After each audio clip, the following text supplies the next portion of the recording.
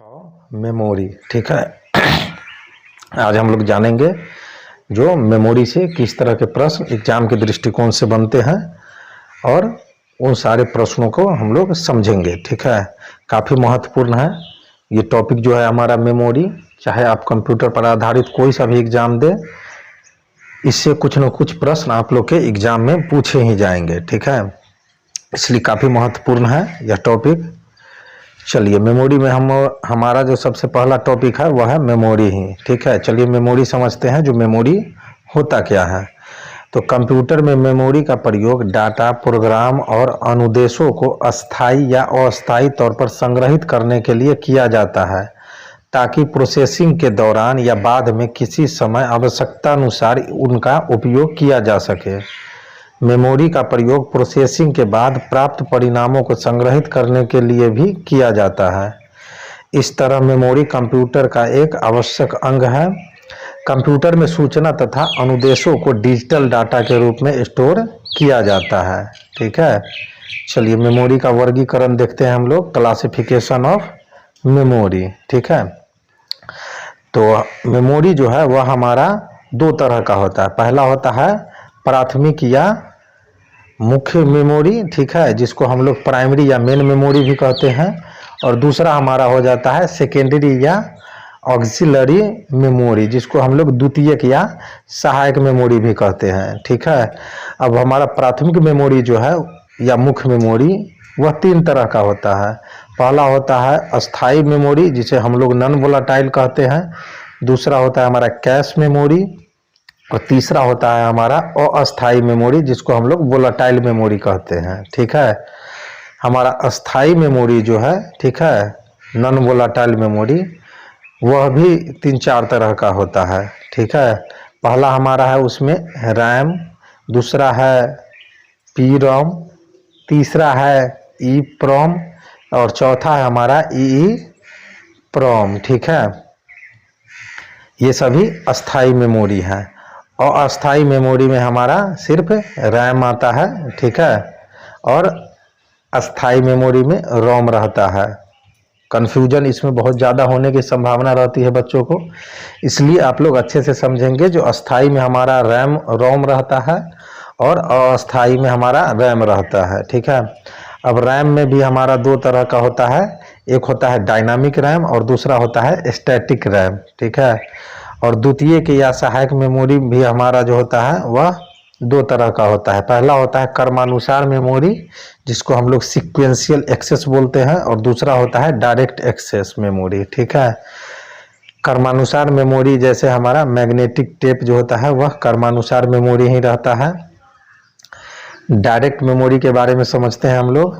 Direct access memory, तो चुंबकीय disc, यानी कि पहला हमारा हो जाता है मैग्नेटिक डिस्क, और दूसरा हो जाता है ऑप्टिकल डिस्क, और तीसरा इलेक्ट्रॉनिक स्टोरेज डिवाइस। ठीक है, चलिए चुंबकीय डिस्क में हमारा पहला जो आ जाता है वह है हमारा फ्लॉपी डिस्क, और दूसरा है हमारा हार्ड डिस्क। ठीक है, हार्ड डिस्क में हमारा जो आ जाता है, पहला आता है जिप डिस्क, ठीक है, और दूसरा है हमारा डिस्क पैक, और तीसरा है विंचेस्टर डिस्क।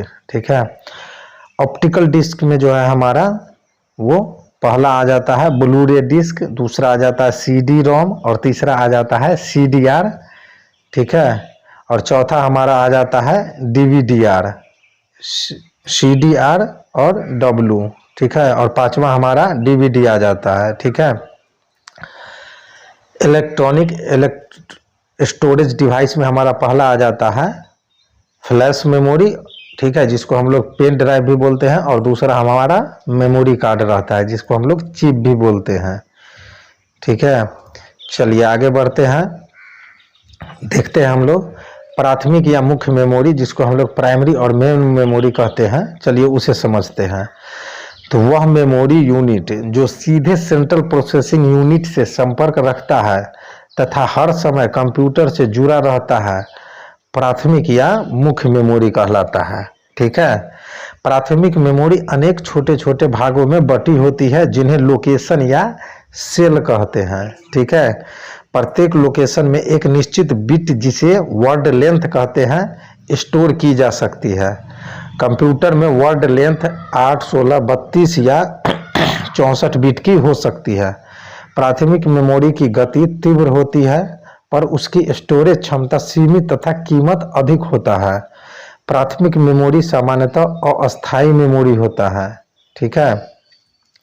कंप्यूटर को विद्युत सप्लाई बंद हो जाने पर इसमें स्टोरेज डाटा समाप्त हो जाता है। रजिस्टर, कैश मेमोरी, रोम तथा रैम प्राथमिक मेमोरी के उदाहरण हैं। ठीक है। लोकेशन में डाटा संग्रहित करने को लिखना तथा लोकेशन से डाटा प्राप्त करने को पढ़ना कहते हैं। प्राथमिक मेमोरी मुख्यतः जो है इलेक्ट्रॉनिक या सेमीकंडक्टर मेमोरी होता है। इनमें इंटीग्रेटेड सर्किट, जिसको हम लोग आईसी भी बोलते हैं, का प्रयोग किया जाता है, जो सिलिकॉन चिप के बने होते हैं। ठीक है।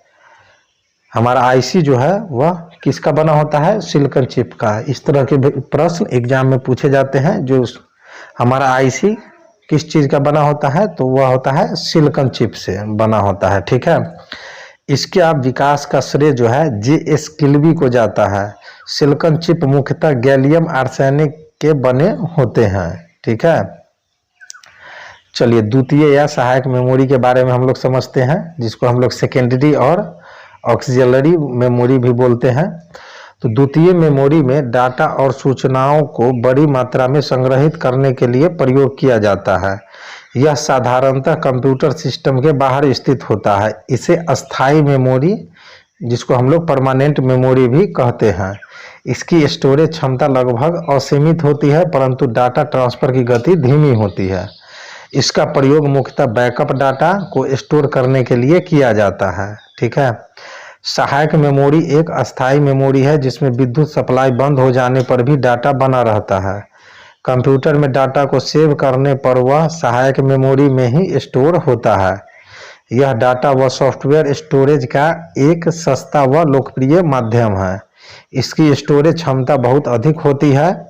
Magnetic tape, magnetic disk, floppy disk तथा हार्ड डिस्क सहायक मेमोरी के उदाहरण हैं। ठीक है। चलिए,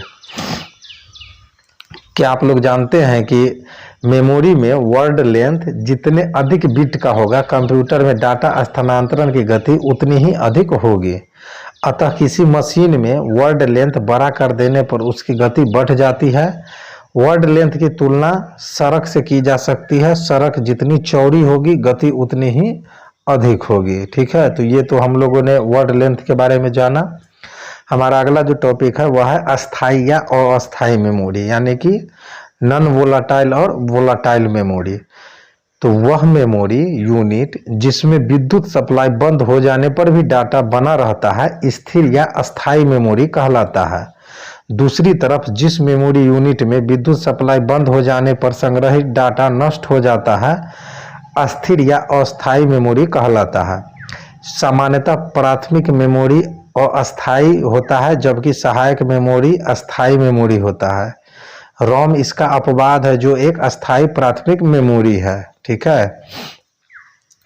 रैंडम या सीक्वेंशियल एक्सेस मेमोरी के बारे में हम लोग जानते हैं, जो वो क्या होता है। तो मेमोरी में डाटा अलग अलग स्थानों पर संग्रहित किया जाता है। जिस मेमोरी यूनिट में किसी भी लोकेशन पर संग्रहित डाटा को पढ़ने या स्टोर करने में एक समान समय लगता है, उसे रैंडम एक्सेस मेमोरी कहा जाता है। प्राथमिक या सेमीकंडक्टर मेमोरी सामान्यतः रैंडम एक्सेस मेमोरी ही होते हैं। रजिस्टर, कैश मेमोरी, रोम तथा रैंडम एक्सेस मेमोरी के उदाहरण हैं। ठीक है। यदि किसी मेमोरी के डाटा को क्रमानुसार एक के बाद एक कर ही पढ़ा जा सकता है, तो उसे सीक्वेंशियल एक्सेस मेमोरी कहते हैं। Magnetic tape sequential access memory का उदाहरण है। मैग्नेटिक डिस्क या ऑप्टिकल डिस्क में किसी भी लोकेशन पर स्थित डाटा को पढ़ने या डाटा स्टोर करने में लगा समय बराबर तो नहीं होता, पर लगभग एक समान होता है। इसमें किसी भी लोकेशन तक सीधे पहुंचा जा सकता है। ठीक है। अतः इन्हें हम लोग रैंडम एक्सेस मेमोरी या डायरेक्ट एक्सेस मेमोरी कहा जाता है इसको। ठीक है। Floppy disk, hard disk, CD, DVD तथा ब्लू रे डिस्क डायरेक्ट एक्सेस मेमोरी के उदाहरण है। ठीक है, चलिए अस्थाई मेमोरी को हम लोग समझते हैं। अस्थाई मेमोरी हमारा क्या होता है, जिसको हम लोग इंग्लिश में नॉन वोलाटाइल मेमोरी भी बोलते हैं। अस्थाई मेमोरी में हमारा पहला जो है वह है रोम, जिसको हम लोग रीड ओनली मेमोरी भी बोलते हैं। ठीक है, तो यह एक अस्थाई इलेक्ट्रॉनिक मेमोरी है जिसमें संग्रहित डाटा व सूचनाएं स्वयं नष्ट नहीं होती तथा उन्हें बदला भी नहीं जा सकता।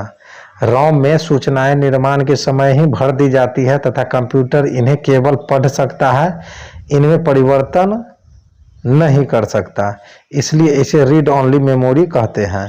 रोम को कंप्यूटर का बिल्ट इन मेमोरी भी कहते हैं। कंप्यूटर की सप्लाई बंद कर देने पर भी रोम में सूचनाएं रहती है। ठीक है, बना रहता है उसमें। रोम का निर्माण जो है सेमीकंडक्टर डिवाइस से किया जाता है, अतः इसे इलेक्ट्रॉनिक या सेमीकंडक्टर मेमोरी भी कहा जाता है। ये जो हमारा डिस्प्ले पे पिक्चर देख रहे हैं यही हमारा रोम रहता है। रोम का प्रयोग अस्थायी प्रकृति के प्रोग्राम तथा डाटा को स्टोर करने के लिए किया जाता है। रोम में कंप्यूटर को स्टार्ट करने के लिए आवश्यक सूचना जैसे इंस्ट्रक्शन सेट और सिस्टम बूट प्रोग्राम स्टोर किया जाता है। रोम में बायोस होता है जो कंप्यूटर चालू करने पर पोस्ट यानी power on self test program चलाता है। ठीक है, चलिए कुछ रोचक तथ्यों को जानते हैं जिससे आपका 1 नंबर फिक्स रहता है कि इस तरह के टॉपिक से अधिकतर एग्जाम में पूछे ही जाते हैं।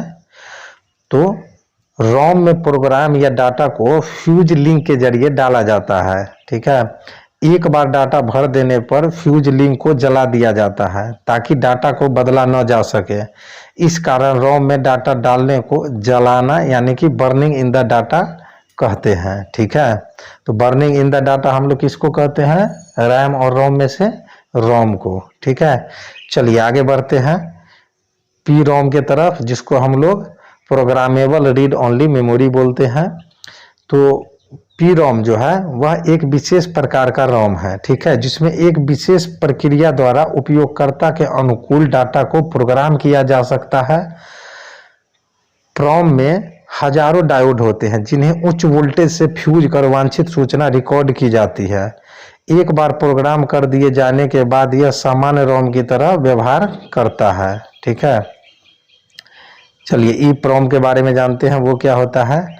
इसका फुल फॉर्म होता है erasable programmable read only memory. ठीक है, इस प्रकार के रोम पर पराबैंगनी किरणें यानी अल्ट्रा वायलेट रेज की सहायता से पुराने प्रोग्राम को हटाकर नया प्रोग्राम लिखा जा सकता है।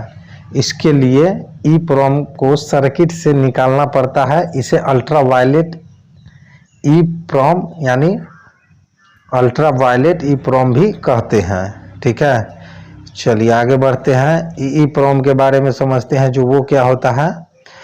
तो ई प्रोम का फुल फॉर्म होता है electrically erasable programmable read only memory. ठीक है, इस तरह के रोम को सर्किट से निकाले बिना इस पर उच्च विद्युत विभव की सहायता से पुराने प्रोग्राम को हटाकर नया प्रोग्राम लिखा जा सकता है। इसका उपयोग मुख्यतः अनुसंधान में किया जाता है। वर्तमान में सहायक मेमोरी के रूप में ई प्रोम का उपयोग बढ़ रहा है। इसे फ्लैश मेमोरी भी कहा जाता है। पेन ड्राइव इसका अच्छा उदाहरण है। इस प्रकार के इलेक्ट्रॉनिक मेमोरी का प्रयोग अनेक आधुनिक युक्तियों जैसे digital camera, laptop, smartphone, mobile phone आदि में किया जा रहा है। यह एक सस्ती युक्ति है तथा इसमें विषम परिस्थिति में भी डाटा को सुरक्षित रखने की क्षमता है। फ्लैश मेमोरी एक पोर्टेबल सेमीकंडक्टर मेमोरी है जिसमें रोम तथा रैम दोनों की विशेषताएं मौजूद है। ठीक है, चलिए रैम के बारे में जानते हैं हम लोग। जो रैम क्या होता है, रैम का फुल फॉर्म होता है रैंडम एक्सेस मेमोरी। ये जो आप लोग डिस्प्ले पे देख रहे हैं ये हमारा रैम रहता है। ठीक है, इसी तरह का इसका कुछ स्ट्रक्चर रहता है। ठीक है, इसमें 5 रैम का पिक्चर दिया हुआ है। सिंगल रैम आपका इस तरह का रहेगा। एक बार मैं फिर से बता दूं, सिंगल रैम जो रहेगा आपका इस तरह का रहेगा। ठीक है, इसी तरह का रहेगा आपका। ठीक है, चलिए इसके बारे में समझते हैं जो हमारा रैम क्या है। तो रैम माइक्रोचिप से बना एक तीव्र सेमीकंडक्टर मेमोरी है। इसमें डाटा एक्सेस टाइम डाटा की भौतिक स्थिति पर निर्भर नहीं करता। तात्पर्य यह कि सूचना रैम में चाहे जहां भी स्थित हो उसे पढ़ने में एक समान समय लगता है। रैंडम एक्सेस मेमोरी में सूचनाओं को क्रमानुसार न पढ़कर सीधे वांछित सूचना को पढ़ा जा सकता है। यह एक अस्थायी मेमोरी है जहां डाटा और सूचनाओं को अस्थायी तौर पर रखा जाता है। इसमें संग्रहित सूचनाओं को बदला जा सकता है। ठीक है, कंप्यूटर की पावर सप्लाई बंद कर देने पर रैम में संग्रहित डाटा जो है वह समाप्त हो जाता है। प्रोसेसिंग से पहले डाटा तथा अनुदेशों को जो है सहायक मेमोरी में लाकर रैम में स्टोर किया जाता है। सीपीयू रैम से ही डाटा प्राप्त करता है। प्रोसेस के बाद अंतिम तथा अंतरिम परिणामों को भी अस्थायी रूप से रैम में स्टोर किया जाता है। इसी कारण रैम को कंप्यूटर की वर्किंग मेमोरी भी कहा जाता है। जी हाँ, आप लोगों से एग्जाम में इस तरह के प्रश्न पूछे जा सकते हैं। जो वर्किंग मेमोरी किसको कहते हैं, रैम को, रोम को, प्रोम को, तो उसमें हमारा सही आंसर जो रहेगा वह रहेगा रैम। ठीक है, चलिए आगे बढ़ते हैं। आजकल बाजार में उपलब्ध रैम की क्षमता जीबी यानी गीगाबाइट में मापी जाती है। मदरबोर्ड के खाली स्लॉट में रैम चिप्स लगाकर मेमोरी क्षमता बढ़ाई जा सकती है। इन रैम चिप्स को मदरबोर्ड पर बने सिम से, ठीक है, SIMMS, ठीक है, जिसका फुल फॉर्म होता है single in law memory modules में लगाया जाता है। वर्तमान में DIMMS, DIMMS, ठीक है, इसका फुल फॉर्म होता है ड्यूअल इनलाइन मेमोरी मॉड्यूल्स, ठीक है, का प्रयोग किया जा रहा है। सिम जहां 32 बिट मेमोरी है वही DIMM 64 बिट मेमोरी है। ठीक है, चलिए रैम को मुख्यतः दो भागों में बांटा जाता है। पहला डायनेमिक रैम, दूसरा स्टैटिक रैम। डायनेमिक रैम में डाटा बनाए रखने के लिए उसे एक सेकेंड में सैकड़ों बार रीराइट या रिफ्रेश करना पड़ता है, जबकि स्टैटिक रैम को बार बार रिफ्रेश करने की जरूरत नहीं पड़ती। इसी कारण स्टैटिक रैम में कंप्यूटर की सप्लाई बंद कर देने पर भी संग्रहित डाटा अगली बार कंप्यूटर ऑन होने तक सुरक्षित रहता है। ठीक है, चलिए कैश मेमोरी के बारे में जानते हैं। कैश मेमोरी क्या होता है?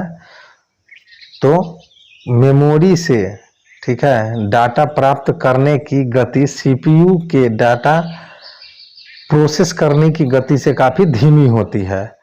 मेमोरी प्रोसेसर के बीच इस गति अवरोध यानी स्पीड मिसमैच को दूर करने के लिए कैश मेमोरी का प्रयोग किया जाता है। यह प्राथमिक मेमोरी और सीपीयू के बीच एक अत्यंत तीव्र मेमोरी है, जहां बार बार प्रयोग में आने वाले डाटा और निर्देशों को संग्रहित किया जाता है। कैश मेमोरी की गति तीव्र होने के कारण प्रोसेसर की गति में वृद्धि होती है। ठीक है, कैश मेमोरी सीपीयू से सीधे जुड़ा होता है। कैश मेमोरी से सीपीयू तक सूचना लाने ले जाने के लिए कंप्यूटर मदरबोर्ड के सिस्टम बस का प्रयोग नहीं करना पड़ता है, अतः डाटा स्थानांतरण की गति तेज होती है। कैश मेमोरी सीपीयू तथा मुख्य मेमोरी के बीच बफर का काम करता है। सामान्यतः कंप्यूटर में प्रयुक्त कैश मेमोरी का आकार 256 केबी यानी किलो बाइट से 4 MB यानी मेगाबाइट तक होता है। ठीक है, चलिए काफ़ी महत्वपूर्ण एक टॉपिक आ गया है आप लोगों के लिए, जिससे 1 नंबर फिक्स ही रहता है आप लोगों का। ये तो हम पहले ही बता चुके हैं। जब भी कभी आप लोग के सामने क्या आप जानते हैं या रोचक तथ्यों वाला कोई भी टॉपिक आए तो समझिए वो आपका बहुत महत्वपूर्ण है एग्जाम के दृष्टिकोण से। ठीक है, तो चलिए क्या आप लोग जानते हैं कि कंप्यूटर प्रोसेस के पश्चात अंतरिम तथा अंतिम, ठीक है, यानी इंटरमीडिएट एंड फाइनल परिणाम को रैम में स्टोर करता है। रैम एक अस्थायी मेमोरी है, अतः कंप्यूटर के अचानक बंद हो जाने पर जो डाटा सहायक मेमोरी में सेव नहीं किया गया होता है नष्ट हो जाता है। अतः डाटा नष्ट होने से बचाने के लिए हमें समय समय पर डाटा व परिणामों को सेव करते रहना चाहिए। ठीक है, चलिए आगे बढ़ते हैं। हमारा अगला जो टॉपिक है वह है क्रमानुसार मेमोरी यानी सीक्वेंशियल एक्सेस मेमोरी। तो इसमें वांछित डाटा को क्रमानुसार ही पढ़ा जाता है। ठीक है, इस कारण इस मेमोरी से डाटा को पढ़ने में समय अधिक लगता है। इस कारण इसका उपयोग ऐसी जगह किया जाता है जहां लगभग सभी डाटा को प्रोसेस करने की ज़रूरत पड़ती है, जैसे पेरोल, बिजली का बिल बनाना आदि। ठीक है, चलिए मैग्नेटिक टेप के बारे में हम लोग समझते हैं। मैग्नेटिक टेप क्या होता है? तो यह क्रमानुसार मेमोरी का उदाहरण है। इसमें ठीक है, एक प्लास्टिक रिबन पर चुंबकीय पदार्थ, ठीक है, जो चुंबकीय पदार्थ रहता है आयरन ऑक्साइड या क्रोमियम डाइऑक्साइड की परत चढ़ी रहती है। ठीक है, जिसे विद्युतीय हेड से प्रभावित कर डाटा स्टोर किया जाता है। दो अलग अलग डाटा में अंतर करने के लिए उनके बीच कुछ खाली जगह छोड़ दिया जाता है, जिसे इंटर रिकॉर्ड गैप कहते हैं। ठीक है, यह बड़ी मात्रा में जो है डाटा को स्टोर करने हेतु प्रयुक्त होता है। डाटा को कितनी भी बार लिखा और मिटाया तथा पढ़ा जा सकता है। नया डाटा लिखने पर पुराना डाटा स्वयं मिट जाता है। मैग्नेटिक टेप डाटा स्टोर करने का एक सस्ता माध्यम है। ठीक है, अतः इसका प्रयोग विशाल डाटा बैकअप लेने के लिए किया जाता है।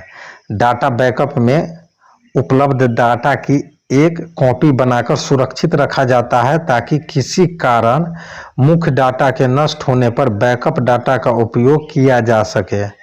मैग्नेटिक टेप को पढ़ने के लिए मैग्नेटिक टेप ड्राइव का प्रयोग किया जाता है। ठीक है, चलिए काफ़ी महत्वपूर्ण टॉपिक आ गया एक, जिससे 1 नंबर आप लोग का फिक्स रहता है। क्या आप जानते हैं कि मैग्नेटिक टेप की भंडारण क्षमता डाटा रिकॉर्ड करने के घनत्व तथा टेप की लंबाई का गुणनफल होता है? यानी भंडारण क्षमता बराबर हो जाएगा हमारा डाटा का घनत्व, ठीक है, जिसको हम लोग बाइट प्रति इंच कहते हैं, अगुने टेप की लंबाई। ठीक है, चलिए आगे बढ़ते हैं। डायरेक्ट एक्सेस मेमोरी को हम लोग समझते हैं। जो डायरेक्ट एक्सेस मेमोरी क्या होता है? तो इसमें वांछित सूचना या डाटा को सीधे पढ़ा जा सकता है। इस कारण डाटा को पढ़ने में समय कम लगता है। डायरेक्ट एक्सेस मेमोरी से डाटा पढ़ने में लगा समय डिस्क पर डाटा की स्थिति तथा वर्तमान समय में रीड राइट हेड की स्थिति पर निर्भर करता है। रीड राइट हेड के डाटा लोकेशन तक पहुंचने में लगने वाला समय अलग अलग हो सकता है, पर यह समय इतना कम होता है कि किसी भी डाटा को पढ़ने में लगने वाले समय को लगभग समान माना जा सकता है। डायरेक्ट एक्सेस मेमोरी के उदाहरण है चुंबकीय डिस्क, फ्लॉपी तथा हार्ड डिस्क, जिसको हम लोग कहते हैं ऑप्टिकल डिस्क, जैसे CD रोम, CDR डब्ल्यू, ब्लू रे डिस्क, ये सभी फ्लैश ड्राइव तथा मेमोरी। ठीक है, चलिए चुंबकीय डिस्क के बारे में जानते हैं। चुंबकीय डिस्क हमारा क्या होता है? तो यह एक non volatile direct access memory है। इसमें धातु या प्लास्टिक से बने पतले डिस्क पर चुंबकीय पदार्थ जैसे आयरन ऑक्साइड की परत चढ़ा दी जाती है। डिस्क पर डाटा स्टोर करने तथा पहले से स्टोर की गई डाटा को पढ़ने के लिए डिस्क ड्राइव का प्रयोग किया जाता है। डिस्क ड्राइव में डाटा रिकॉर्ड करने यानी राइट तथा पढ़े रीड के लिए रीड राइट हेड होता है, जो डिस्क के चुंबकीय पैटर्न में बदलाव कर डिजिटल डाटा स्टोर करता है। मैग्नेटिक डिस्क एक सस्ता स्टोरेज डिवाइस है जो बड़ी मात्रा में डाटा स्टोर कर सकता है। इसका एक्सेस टाइम भी कम होता है, परंतु धूल या खरोंच के कारण इसके खराब होने की संभावना भी रहती है। फ्लॉपी डिस्क तथा हार्ड डिस्क मैग्नेटिक डिस्क के उदाहरण हैं। ठीक है, चलिए फ्लॉपी डिस्क के बारे में हम लोग समझते हैं। ये जो हमारा दिख रहा है डिस्प्ले पे, ठीक है, ये हमारा फ्लॉपी डिस्क है। ठीक है, चलिए इसको समझते हैं। फ्लॉपी डिस्क को हम लोग, जो फ्लॉपी डिस्क होता क्या है, तो यह प्लास्टिक का बना वृत्ताकार डिस्क होता है। ठीक है, हमारा फ्लॉपी डिस्क जो है वह प्लास्टिक का बना हुआ वृत्ताकार डिस्क होता है, जिस पर चुंबकीय पदार्थ की लेप चढ़ी रहती है। सुरक्षा के लिए इसे प्लास्टिक के वर्गाकार खोल में बंद रखा जाता है। इसके बीच में धातु की बनी गोल धुरी होती है। इसके ऊपरी भाग में पढ़ने लिखने का खुला स्थान होता है, जिसे खिसकने वाले एक ढक्कन से ढका जाता है।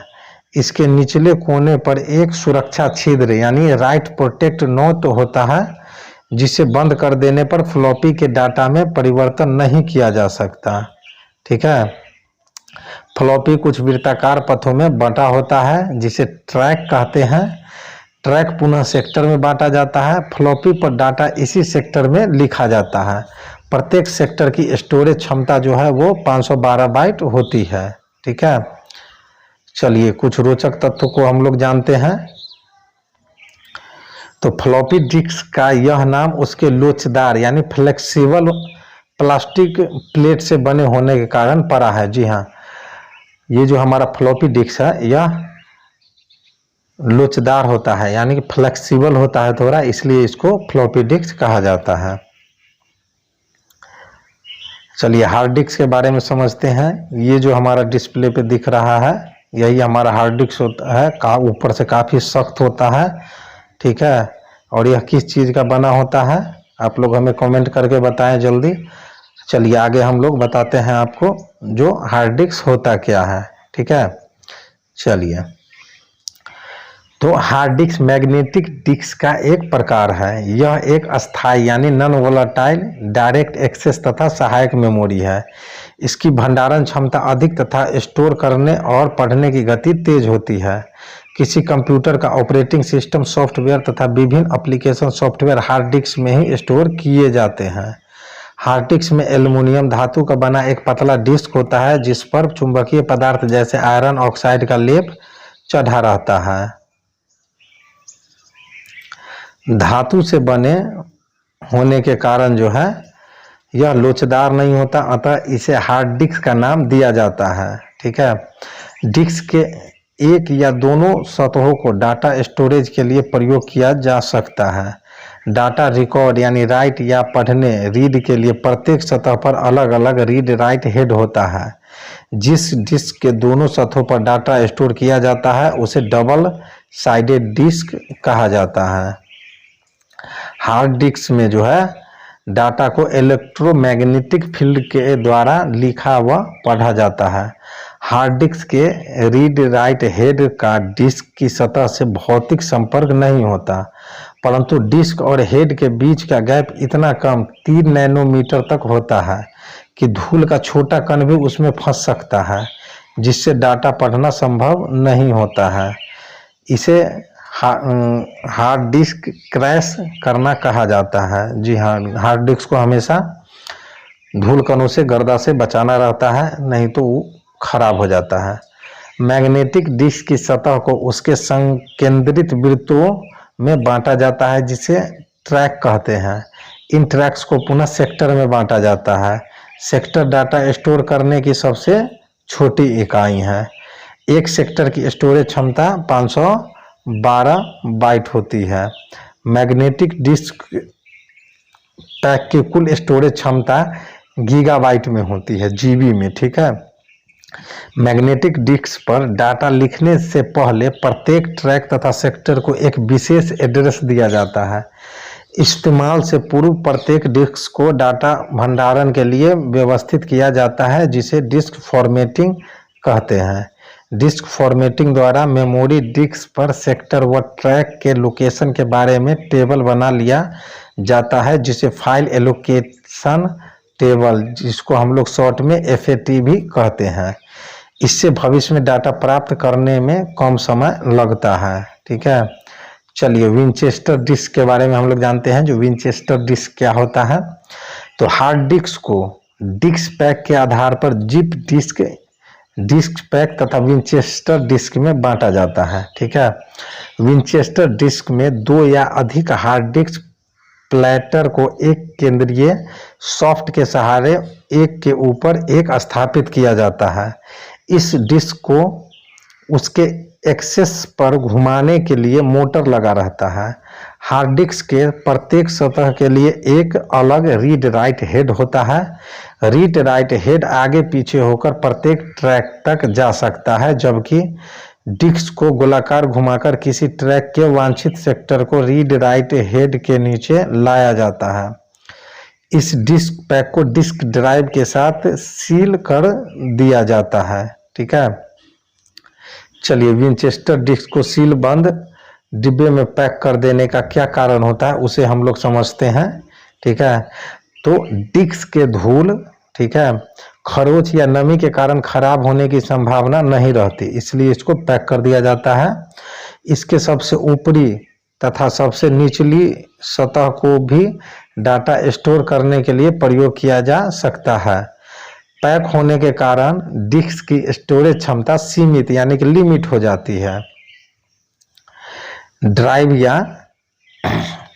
रीड राइट हेड खराब होने पर डाटा को पुनः प्राप्त कर पाना संभव नहीं होता, अतः विंचेस्टर डिस्क के साथ डाटा बैकअप रखने का सुझाव दिया जाता है। वर्तमान में पर्सनल कंप्यूटर के साथ प्रयुक्त हार्ड डिस्क विंचेस्टर डिस्क का उदाहरण है। कंप्यूटर में लगे हार्ड डिस्क को सी ड्राइव का नाम दिया जाता है। इसमें आवश्यक सॉफ्टवेयर, प्रोग्राम तथा डाटा स्टोर किया जाता है। ठीक है, चलिए चुंबकीय डिस्क का एक्सेस टाइम समझते हैं हम लोग। हमारा अगला जो टॉपिक है access time of magnetic disk. ठीक है, तो प्रोसेस के दौरान कंप्यूटर को विभिन्न डाटा की आवश्यकता पड़ती है। डाटा की आवश्यकता पड़ने पर सीपीयू उसे मेमोरी से प्राप्त करने का निर्देश देता है। सीपीयू द्वारा डाटा प्राप्त करने का निर्देश दिए जाने के बाद वास्तव में डाटा को सीपीयू मेमोरी में उपलब्ध होने में लगा समय एक्सेस टाइम कहलाता है। दूसरे शब्दों में डाटा को सहायक मेमोरी से मुख्य मेमोरी में लाने में लगा कुल समय जो है वह हमारा एक्सेस टाइम कहलाता है। किसी डाटा को मेमोरी में ढूंढकर कंप्यूटर स्क्रीन पर प्रदर्शित करना डाटा रिट्रीवल कहलाता है। ठीक है, चलिए क्या आप लोग जानते हैं कि FAT फैट जो होता है हमारा file allocation table Windows operating system में डिस्क फॉर्मेटिंग का एक तरीका है।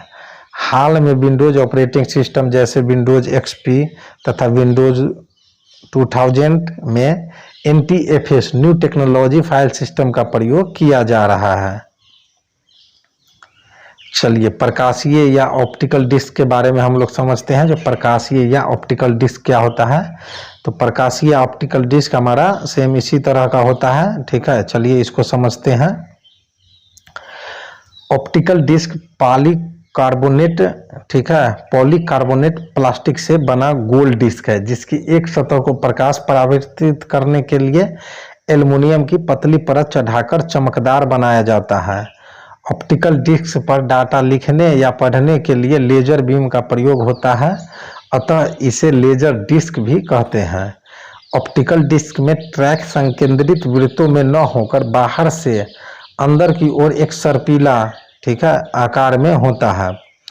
इन ट्रैक्स को समान आकार वाले सेक्टर में विभाजित किया जाता है। सर्पिलाकार ट्रैक के कारण जो है ऑप्टिकल डिस्क का एक्सेस टाइम मैग्नेटिक डिस्क से अधिक होता है, अर्थात डाटा को पढ़ने में अधिक समय लगता है, परंतु यह डाटा की बड़ी मात्रा को क्रमानुसार पढ़ने या लिखने के लिए उपयुक्त होता है। इसी कारण optical disk audio, video, multimedia application तथा सॉफ्टवेयर प्रोग्राम को स्टोर करने के लिए प्रयोग किया जाता है। ऑप्टिकल डिस्क में डाटा को पिट्स और लैंड्स में स्टोर किया जाता है। डिस्क पर डाटा लिखने के लिए उच्च क्षमता वाले लेजर बीम का प्रयोग किया जाता है, जिससे डिस्क की सतह पर अति सूक्ष्म गड्ढे बन जाते हैं जिन्हें पिट्स कहा जाता है। गड्ढे के बीच स्थित समतल क्षेत्र को लैंड्स कहा जाता है। पिट्स बाइनरी डिजिट 0 या ऑफ को निरूपित करते हैं तथा लैंड्स बाइनरी डिजिट 1 या ऑन को निरूपित करते हैं। डिस्क पर कम तीव्रता वाले लेजर बीम डालकर परावर्तित किरणों के आधार पर डाटा को पढ़ा जाता है। कम्पैक्ट डिस्क, जिसको हम लोग CD बोलते हैं, या DVD तथा ब्लू रे डिस्क ऑप्टिकल डिस्क के जो है वो उदाहरण है। ऑप्टिकल डिस्क को ऑप्टिकल डिस्क ड्राइव में डालकर लिखा या पढ़ा जाता है। ऑप्टिकल डिस्क ड्राइव में डिस्क रखने के लिए डिस्क ट्रे, डाटा पढ़ने या लिखने के लिए semiconductor, laser beam, photo diode तथा लेंस होता है। डिस्क को मोटर के जरिए अपनी धुरी पर घुमाया जाता है। ऑप्टिकल डिस्क में लेजर बीम के प्रयोग के कारण इसका रीड राइट हेड डिस्क के भौतिक संपर्क में नहीं रहता है। ठीक है, चलिए ऑप्टिकल डिस्क के प्रयोग के लाभ हम लोग जानेंगे। जो ऑप्टिकल डिस्क का अगर हम लोग यूज करते हैं तो उससे हमें क्या क्या लाभ होता है। तो ऑप्टिकल डिस्क में जो है कम लागत में अधिक स्टोरेज क्षमता मिल जाता है। डाटा को लंबे समय लगभग 30 वर्ष तक स्टोर किया जा सकता है। डाटा के परावर्तित होने या मिटने की संभावना कम होती है। रीड राइट हेड का डिस्क से भौतिक संपर्क न होने के कारण डिस्क के घिसने की संभावना कम रहती है। डिस्क द्वारा डाटा को एक स्थान से दूसरे स्थान तक ले जाना आसान होता है। ठीक है, चलिए ऑप्टिकल डिस्क की कमियां भी हैं कुछ, उसको हम लोग जानते हैं। जो ऑप्टिकल डिस्क की कमियां क्या है, तो धूल मिट्टी उंगली के छाप आदि से डिस्क के खराब होने की संभावना बनी रहती है। सामान्य डिस्क को एक बार डाटा लिखे जाने के बाद उसमें परिवर्तन करने या दूसरा डाटा स्टोर करने के लिए प्रयोग नहीं किया जा सकता। चलिए हमारा अगला जो टॉपिक है वह है CD रोम। ठीक है, जिसको हम लोग compact disk read only memory कहते हैं, उसको समझते हैं। तो हमारा CD रोम जो है यह ऑप्टिकल डिस्क का ही एक प्रकार है। ठीक है, आजकल कंप्यूटर सॉफ्टवेयर बृहत डाटा ऑडियो तथा वीडियो फाइल आदि स्टोर करने के लिए इसका भरपूर उपयोग किया जा रहा है। CD रोम में डाटा निर्माता द्वारा फैक्ट्री में ही स्टोर कर दिया जाता है, जिसे बाद में बदला नहीं जा सकता। CD रोम से डाटा को बार बार रीड किया जा सकता है, पर नया डाटा स्टोर नहीं किया जा सकता। CD रोम से डाटा पढ़ने के लिए इंफ्रारेड लेजर बीम का प्रयोग जो है किया जाता है। प्रचलित CD रोम का व्यास जो है यानी कि डायमीटर वह 120 mm तथा मोटाई 1.2 mm होता है। ठीक है, यही हमारा जो डिस्प्ले पे दिख रहा है CD रोम है। ठीक है, इसी तरह का रहता है इसका स्ट्रक्चर। चलिए इसके बारे में और आगे जानते हैं। इसकी स्टोरेज क्षमता लगभग 700 MB मेगाबाइट होती है, जिसमें लगभग 80 मिनट का वीडियो डाटा स्टोर किया जा सकता है। CD रोम को CD ड्राइव की सहायता से पढ़ा जाता है, जिस पर रीड हेड बना रहता है। डिस्क को गोल घुमाने के लिए मोटर का प्रयोग होता है। CD ड्राइव की गति को एक संख्या और x से निरूपित करते हैं। ठीक है, जैसे 1x 8x 52x 72x आदि। ठीक है, यह जो है डिस्क से डाटा ट्रांसफर का गति को बतलाता है। डाटा ट्रांसफर की गति को बढ़ाने के लिए डिस्क को अपनी धुरी पर तेज गति से घुमाना पड़ता है। CDR के बारे में जानते हैं। ठीक है, यह सामान्य कॉम्पैक्ट डिस्क की तरह ऑप्टिकल डिस्क का ही एक प्रकार है, जिसमें CDR ड्राइव की सहायता से कंप्यूटर द्वारा डाटा स्टोर किया जा सकता है। इसे WORM यानी write once read many disk कहा जाता है, जिस पर केवल एक बार लिखा जा सकता है, जबकि बार बार पढ़ा जा सकता है। एक बार लिखे जाने के बाद डाटा बदला नहीं जा सकता, लेकिन किसी CDR के बाकी बचे सतहों पर डाटा को अलग अलग समय में रिकॉर्ड किया जा सकता है। इसका प्रयोग संगीत व चलचित्र यानी कि म्यूजिक एंड वीडियो CD तैयार करने तथा डाटा बैकअप रखने के लिए किया जाता है। चलिए आगे बढ़ते हैं हम लोग। CDR W को हम लोग समझते हैं, या W को। ठीक है, जो CDR होता क्या है, तो CDR W एक सामान्य CD की तरह दिखता है तथा ऑप्टिकल डिस्क का एक प्रकार है। इस तरह के डिस्क पर धातु की एक परत होती है। इसके रासायनिक गुणों में परिवर्तन कर इस पर बार बार लिखा और पढ़ा जा सकता है। इसके लिए विशेष CDR ठीक है W ड्राइव की आवश्यकता पड़ती है। चलिए DVD के बारे में हम लोग जानते हैं। जो DVD क्या होता है, DVD ऑप्टिकल डिस्क का एक उदाहरण है, यह CD रोम की तरह ही होता है, पर इसकी भंडारण क्षमता अधिक होती है। आरंभ में इसका प्रयोग चलचित्र यानी मूवी के लिए किया गया। ध्वनि के लिए इसमें डॉल्बी डिजिटल या डिजिटल थिएटर सिस्टम, जिसको हम लोग DTS भी बोलते हैं, का प्रयोग किया जाता है। DVD में ऑडियो तथा वीडियो डाटा स्टोर करने के लिए MPEG moving picture expert group video format का प्रयोग जो है किया जाता है। ठीक है, इसमें डाटा के 2 लेयर संग्रहित किए जा सकते हैं। एकल लेयर डिस्क की क्षमता 4.7 GB तथा 2 लेयर डिस्क की क्षमता 8.5 GB होती है। DVD के दोनों सतहों को डाटा स्टोर करने के लिए उपयोग किया जा सकता है। ऐसा करने पर DVD की स्टोरेज क्षमता दुगुनी हो जाती है। आजकल रिकॉर्ड करने योग्य DVD का प्रयोग किया जा रहा है, जिसे DVDR ठीक है कहा जाता है। DVD ड्राइव डाटा पढ़ने के लिए लाल रंग के लेजर बीम, ठीक है, रेड लेजर बीम का प्रयोग किया जाता है।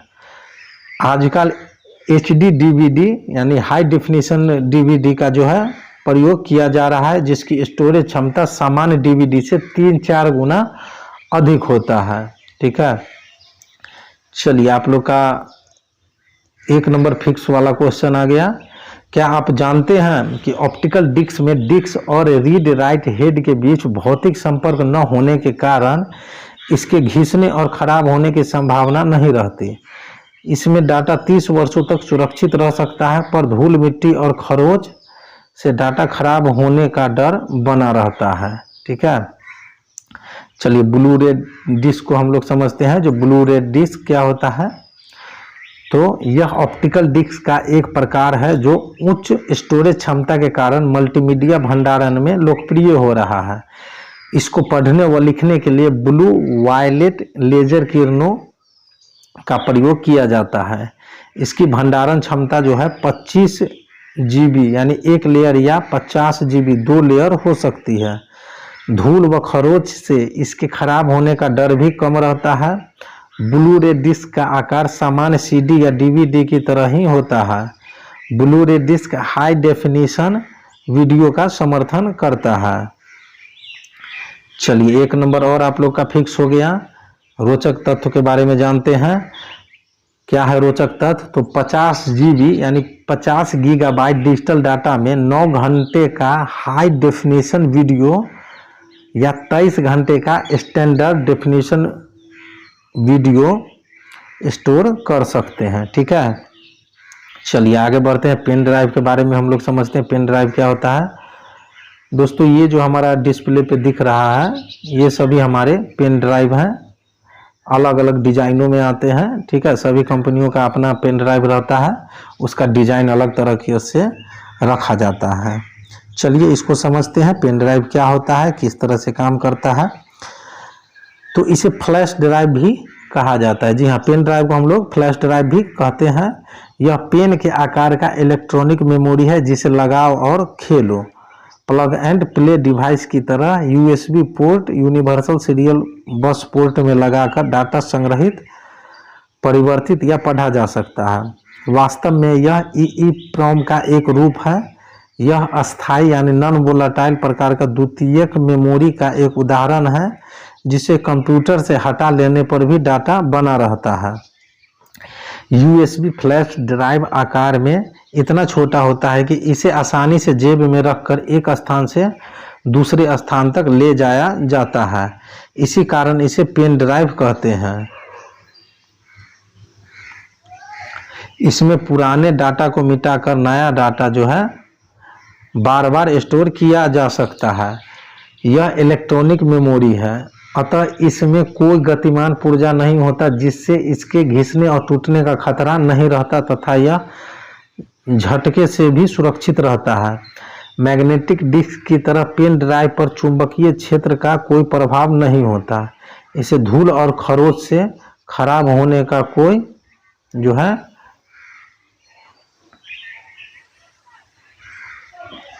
खतरा नहीं होता है। ठीक है, इसे यूएसबी पोर्ट से आसानी से जोड़ा और अलग किया जा सकता है। ठीक है। पेन ड्राइव की स्टोरेज क्षमता गीगाबाइट यानी जीबी तक हो सकती है। इसके डाटा ट्रांसफ़र की गति भी तेज होती है तथा डाटा 10 वर्षों तक सुरक्षित रह सकता है। आजकल पेन ड्राइव का उपयोग डाटा और सॉफ्टवेयर स्टोर करने, बैकअप बनाने तथा डिजिटल फाइल स्थानांतरित करने के लिए किया जा रहा है। पेन ड्राइव में लगे यूएसबी कनेक्टर की सुरक्षा के लिए प्लास्टिक कवर लगा होता है। पेन ड्राइव को किसी बाहरी ऊर्जा, एक्सटर्नल पावर सप्लाई तथा किसी विशेष ड्राइव या सॉफ्टवेयर की आवश्यकता नहीं होती। कंप्यूटर इसे स्वयं एक एक्सटर्नल स्टोरेज डिवाइस के रूप में पढ़कर जरूरी सॉफ्टवेयर इंस्टॉल कर लेता है। ठीक है। कुछ pen drive read write indicator, ठीक है, एलईडी तथा गलती से डाटा मिटने से बचाने के लिए राइट प्रोटेक्ट टैब भी लगा होता है। चलिए मेमोरी के बारे में जानते हैं। जो मेमोरी कार्ड क्या होता है, तो ये जो हमारा डिस्प्ले पे देख रहे हैं बच्चों, ये हमारा मेमोरी कार्ड होता है। काफ़ी तरह का रहता है, अलग अलग डिजाइन में सभी कंपनियों का। ठीक है। चलिए इसको समझते हैं मेमोरी कार्ड क्या होता है। तो यह पतले आकार का छोटा कार्ड जैसा इलेक्ट्रॉनिक मेमोरी डिवाइस है जिसका प्रयोग कंप्यूटर के अलावा अन्य आधुनिक उपकरणों जैसे mobile phone, digital camera, PDA, smartphone आदि में किया जा रहा है। इसे मल्टीमीडिया कार्ड भी कहा जाता है। इसका उपयोग रिमूवेबल स्टोरेज डिवाइस के रूप में प्रचलित हो रहा है। ठीक है। चलिए फ्लैश मेमोरी के बारे में जानते हैं। फ्लैश मेमोरी क्या होता है, तो यह एक अस्थायी यानी नॉन वोलेटाइल इलेक्ट्रॉनिक मेमोरी है जिसमें विद्युत द्वारा पुराने डाटा या प्रोग्राम को हटाकर नया डाटा या प्रोग्राम लिखा जा सकता है। यह EEPROM का एक उदाहरण है। फ्लैश मेमोरी से सप्लाई हटा लेने के बाद भी डाटा बना रहता है। इसकी गति क्षमता उच्च है। वर्तमान में मेमोरी कार्ड के रूप में इसका प्रयोग प्रचलित है। ठीक है। चलिए स्मार्ट कार्ड के बारे में समझते हैं। इसे चिप कार्ड या इंटीग्रेटेड सर्किट कार्ड भी कहा जाता है। यह एक छोटा प्लास्टिक का बना कार्ड है जिसमें अस्थायी मेमोरी चिप लगा होता है। कुछ स्मार्ट कार्ड में माइक्रो प्रोसेसर के साथ EEPROM इरेजेबल प्रोग्रामेबल रोम भी लगा रहता है जिससे डाटा में परिवर्तन भी किया जा सकता है। स्मार्ट कार्ड में निहित डाटा को स्मार्ट कार्ड रीडर द्वारा पढ़ा जाता है। ठीक है। इसका उपयोग जो है क्रेडिट कार्ड में, ATM कार्ड, पहचान कार्ड, सिक्योरिटी कार्ड में किया जाता है।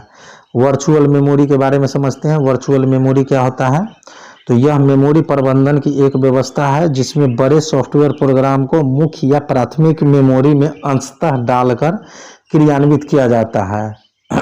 ठीक है। किसी भी प्रोग्राम में को क्रियान्वित करने से पहले उस प्रोसेस को मेन मेमोरी में डाला जाता है, पर मेन मेमोरी की क्षमता कम होने पर बड़े सॉफ्टवेयर प्रोग्राम क्रियान्वित नहीं किए जा सकते। इस समस्या के समाधान के लिए वर्चुअल मेमोरी प्रबंधन का प्रयोग किया जाता है। वर्चुअल मेमोरी प्रणाली किसी प्रोसेस को पूर्णतः मेन मेमोरी में डाले बिना उसका क्रियान्वयन सक्षम बनाती है।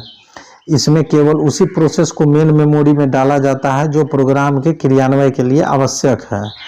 प्रोग्राम के उस भाग के निष्पादन के बाद मेन मेमोरी में उपलब्ध प्रोसेस को तेजी से दूसरे प्रोसेस द्वारा बदल दिया जाता है।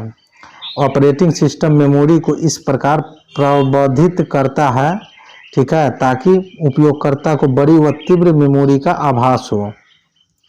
इस प्रकार जो है उपयोगकर्ता या प्रोग्रामर के लिए वर्चुअल मेमोरी का आकार असीमित हो जाता है। वर्चुअल मेमोरी हार्ड डिस्क जैसे सहायक मेमोरी में खाली स्थान का उपयोग रैम की आभासी क्षमता बढ़ाने के लिए करता है। ऐसे में वर्चुअल मेमोरी का आकार डिस्क में खाली स्थान पर निर्भर करेगा। ठीक है।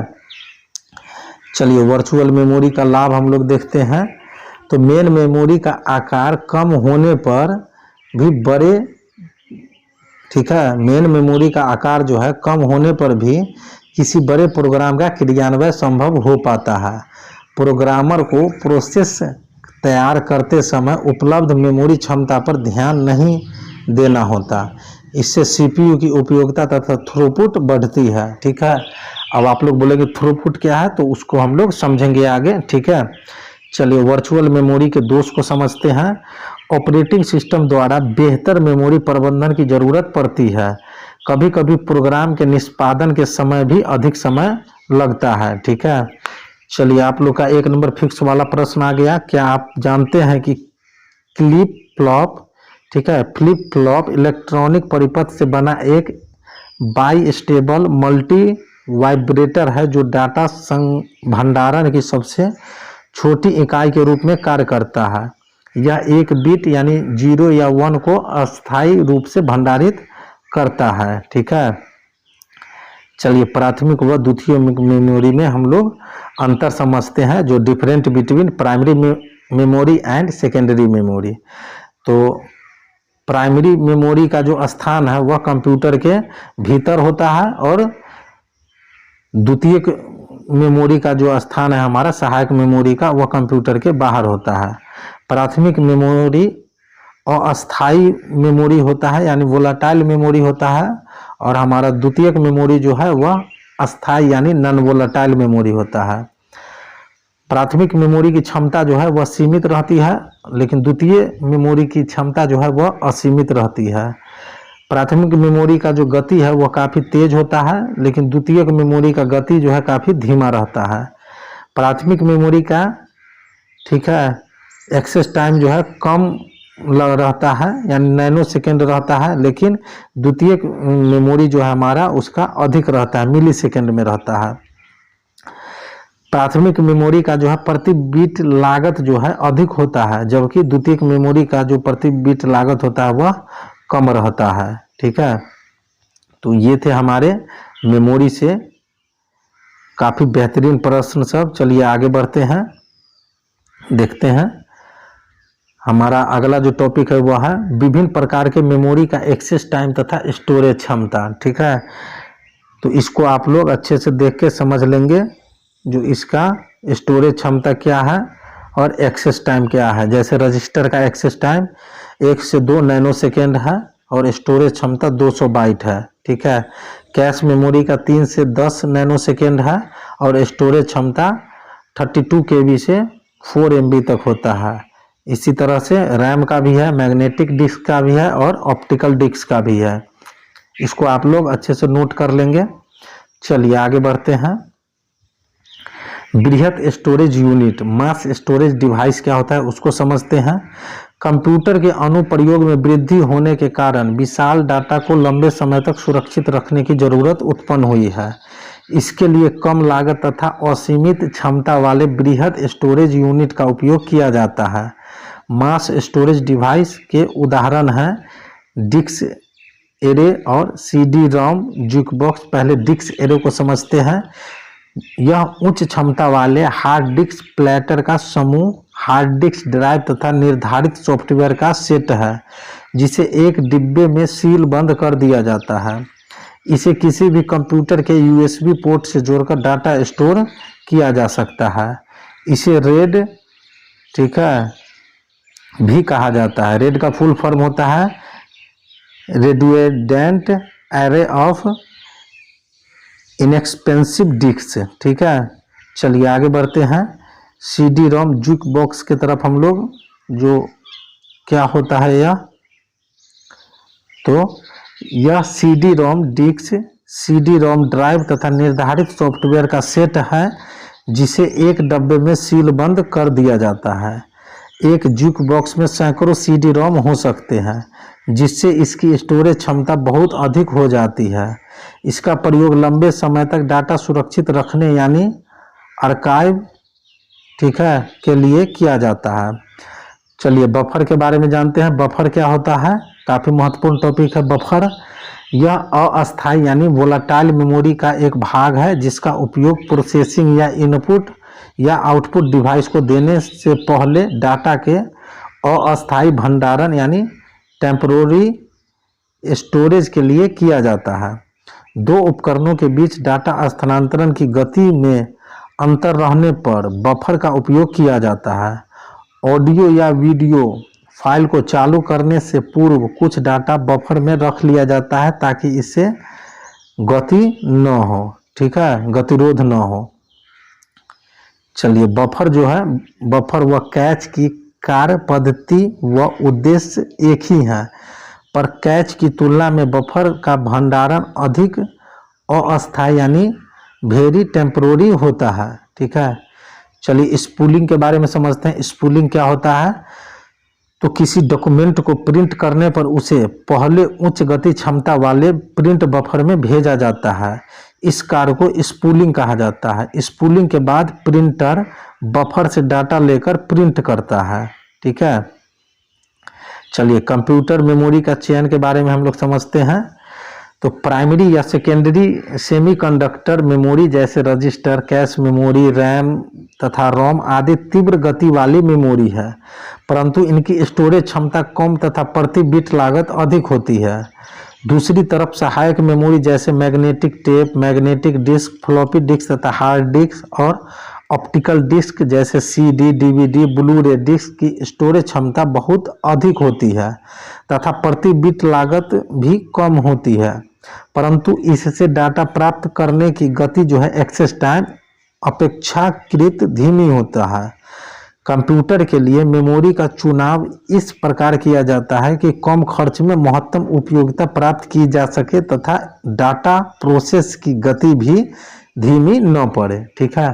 तो दोस्तों ये थे हमारे कंप्यूटर मेमोरी से कुछ महत्वपूर्ण टॉपिक और प्रश्न भी, उन सभी को हम लोगों ने देखा जो किस तरह से उन सभी टॉपिकों से बार बार प्रश्न पूछे जाते हैं।